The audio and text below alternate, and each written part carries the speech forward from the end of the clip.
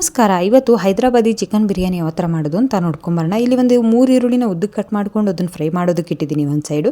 ಇಲ್ಲಿ ಒಂದು side 4 cup ಆಗೋಷ್ಟು ಬಾಸುಮತಿ ರೈಸ್ನ ತೊಗೊಂಡು ಅದನ್ನು ನೆನೆಸಿಟ್ಟಿದ್ದೀನಿ. ಹಾಗೆ ಇದಕ್ಕೆ ಒಂದು ಮಸಾಲೆನ ರೆಡಿ ಮಾಡ್ಕೊಳ್ಳೋಣ. ಈ ಚಕ್ಕೆ, ಲವಂಗ, ಏಲಕ್ಕಿ ಮತ್ತು ಶಾಹಿ ಜೀರ ಇಷ್ಟನ್ನು ಹಾಕಿ ಪೌಡ್ರ್ ಮಾಡ್ಕೊತಾ ಇದ್ದೀನಿ. ಇಲ್ಲಿ ಎಲ್ಲನೂ ಸಮ ಪ್ರಮಾಣದಲ್ಲಿ ನೀವು ಮಸಾಲೆಗಳನ್ನ ತೊಗೊಂಡ್ರೆ ಏಲಕ್ಕಿನ ಸ್ವಲ್ಪ ಜಾಸ್ತಿ ತೊಗೋಬೇಕು. ಅದಕ್ಕಿಂತ ಎಲ್ಲನೂ ಹಾಕಿ ಮಿಕ್ಸ್ ಮಾಡಿಕೊಂಡು ಪೌಡ್ರ್ ಮಾಡ್ಕೊಂಡಿದ್ದೀನಿ. ನೋಡ್ತಾ ಇರ್ಬೋದು. ಇದನ್ನು ಒಂದು ಬಾಕ್ಸಲ್ಲಿ ಸ್ಟೋರ್ ಮಾಡಿ ಇಟ್ಕೊಬೋದು. ಈ ಪೌಡ್ರನ್ನ ಗರಂ ಮಸಾಲ ಥರ ಯೂಸ್ ಮಾಡ್ಬೋದು, ಯಾವ್ದಾರು ಗ್ರೇವಿಗೆ ಯೂಸ್ ಮಾಡ್ಬೋದು, ಟೊಮೆಟೊ ಬಾತ್ಗೆ ಅಥವಾ ಪಲಾವ್ಗೆ ಎಲ್ಲನೂ ಯೂಸ್ ಮಾಡ್ಬೋದು, ಚೆನ್ನಾಗಿರುತ್ತೆ. ಹಾಗೆ ಇಲ್ಲಿ ಒಂದು ಸೈಡು ಈರುಳ್ಳಿ ಕೂಡ ಫ್ರೈ ಆಗಿದೆ ಕ್ರಿಸ್ಪಿಯಾಗಿ. ಈಗ ಇಲ್ಲಿ ಒಂದು 1/4 kg ಚಿಕನ್ ತೊಗೊಂಡಿದ್ದೀನಿ. ಅದಕ್ಕೆ ಒಂದು ಸ್ವಲ್ಪ ಪುಡಿ ಮಾಡಿಟ್ಟಿರುವಂಥ ಗರಂ ಮಸಾಲ ಮತ್ತು ಫ್ರೈ ಮಾಡಿಟ್ಟಿರುವಂಥ ಈರುಳ್ಳಿನ ಕ್ರಷ್ ಮಾಡಿ ಹಾಕ್ಕೊಂಡಿದ್ದೀನಿ. ಹಾಗೆ ಒಂದು 1/4 ಭಾಗದಷ್ಟು ಹಸಿ ಈರುಳ್ಳಿ, 1 ಟೊಮೆಟೊ, ಹಾಗೆ ಒಂದು ಸ್ವಲ್ಪ ಕೊತ್ತಂಬರಿ ಮತ್ತು ಪುದೀನ, 1-2 ಹಸಿಮೆಣಸಿನ್ಕಾಯಿ, 1 ಸ್ಪೂನ್ ಆಗೋಷ್ಟು ಖಾರ ಪುಡಿ, 1 ಸ್ಪೂನ್ ಆಗೋಷ್ಟು ಧನಿಯಾ ಪುಡಿ, ಒಂದು 4 ಸ್ಪೂನಷ್ಟು ಮೊಸರು, 1 ಟೇಬಲ್ ಸ್ಪೂನ್ ಆಗೋಷ್ಟು ಶುಂಠಿ ಬೆಳ್ಳುಳ್ಳಿ ಪೇಸ್ಟ್ ಮತ್ತು ರುಚಿಗೆ ತಕ್ಕಷ್ಟು ಉಪ್ಪು, ಸ್ವಲ್ಪ ಅರಿಶಿನ ಪುಡಿ ಇಷ್ಟನ್ನು ಹಾಕಿ ಚೆನ್ನಾಗಿ ಮಿಕ್ಸ್ ಮಾಡ್ಕೋಬೇಕು. ನಂತರ ಇದಕ್ಕೆ ನಾವೇನು ಈರುಳ್ಳಿನ ಕರೆದಿರ್ತೀವಿ ಅದೇ ಎಣ್ಣೆನ ಇದಕ್ಕೆ ಹಾಕಿ ಮಿಕ್ಸ್ ಮಾಡಿಕೊಂಡು ಚೆನ್ನಾಗಿ ಮಿಕ್ಸ್ ಮಾಡಿ ಮ್ಯಾರಿನೇಟ್ ಆಗೋದಕ್ಕೆ ಬಿಡಬೇಕು. ಒಂದು ಅರ್ಧ ಗಂಟೆಯಿಂದ 1 ಗಂಟೆವರೆಗೂ ಬಿಡಬೇಕು. ಇದು ಲಾಸ್ಟಲ್ಲಿ ಒಂದು ಸ್ವಲ್ಪ ಲಿಂಬೆಹಣ್ಣಿನ ರಸ ಹಾಕಿ ಮಿಕ್ಸ್ ಮಾಡಿ ಮ್ಯಾರಿನೇಟ್ ಆಗೋದಕ್ಕೆ ಬಿಟ್ಟಿದ್ದೀನಿ 1 ಅವರ್. ಹಾಗೆ ಇದಕ್ಕೆ ಒಂದು ಚಟ್ನಿನ ರೆಡಿ ಮಾಡ್ಕೊತಾ ಇದ್ದೀನಿ. ಪುದೀನ ಚಟ್ನಿ, ಪುದೀನ, ಒಂದು ಸ್ವಲ್ಪ ಕೊತ್ತಂಬರಿ, ಹಾಗೆ ಪುಟಾಣಿ ಮತ್ತು ಒಂದೇ ಒಂದು ಹಸಿಮೆಣಸಿನ್ಕಾಯಿನ ಹಾಕಿ ಪೌಡ್ರ್ ಮಾಡ್ಕೊಂಡಿದ್ದೀನಿ.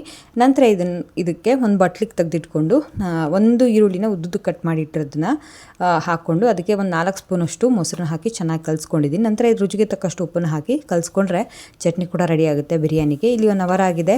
ಚಿಕನ್ ಕೂಡ ಚೆನ್ನಾಗಿ ಮ್ಯಾರಿನೇಟ್ ಆಗಿದೆ. ಈಗ ಇಲ್ಲಿ ಪಾತ್ರೆಗೆ ಈರುಳ್ಳಿ ಫ್ರೈ ಮಾಡಿಟ್ಟಿರ್ತೀವಲ್ಲ ಆ ಎಣ್ಣೆ, 1-2 ಟೇಬಲ್ ಸ್ಪೂನ್ ಅಷ್ಟು ತುಪ್ಪ ಹಾಕಿ ಬಿಸಿ ಆದಮೇಲೆ ಮ್ಯಾರಿನೇಟ್ ಮಾಡಿರುತ್ತಾ ಚಿಕನ್ನ ಹಾಕಿ ಚೆನ್ನಾಗಿ ಫ್ರೈ ಮಾಡ್ಕೋಬೇಕು ಲೋ ಫ್ಲೇಮಲ್ಲಿ.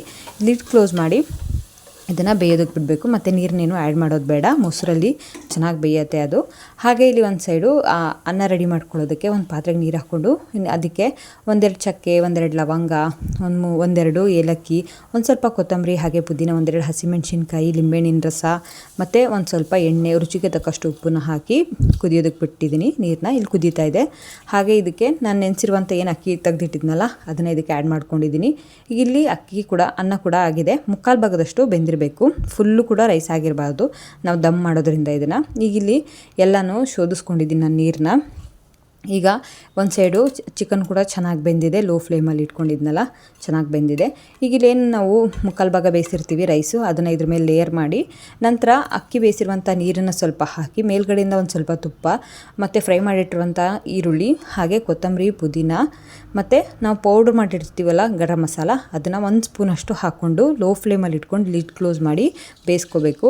ಇದಕ್ಕೆ ಬೇಕಿದ್ದರೆ ಹಿಟ್ಟನ್ನು ಹಚ್ಚಬೇಕಾದ್ರೂ ದಮ್ ಕೂಡ ಮಾಡ್ಕೋಬಹುದು. ಇಲ್ಲಾಂದರೆ ಒಂದು ಬಟ್ಟೆ ಮುಚ್ಚಿ ಅದ್ರ ಮೇಲೆ ಕೂಡ ಪ್ಲೇಟ್ ಕ್ಲೋಸ್ ಮಾಡಿ ದಮ್ ಮಾಡ್ಕೋಬಹುದು. ಈಗ 15ರಿಂದ 20 ನಿಮಿಷ ಆಗಿದೆ. ಲೋ ಫ್ಲೇಮಲ್ಲಿ ಇಟ್ಕೊಂಡು ದಮ್ ಮಾಡ್ಕೊಂಡಿದ್ದೀನಿ. ಈಗ ಇಲ್ಲಿ ಹೈದರಾಬಾದಿ ಬಿರಿಯಾನಿ ರೆಡಿಯಾಗಿದೆ. ತುಂಬಾ ಚೆನ್ನಾಗಿರುತ್ತೆ. ಒಂದು ಸತಿ ಟ್ರೈ ಮಾಡಿ ನೋಡಿ.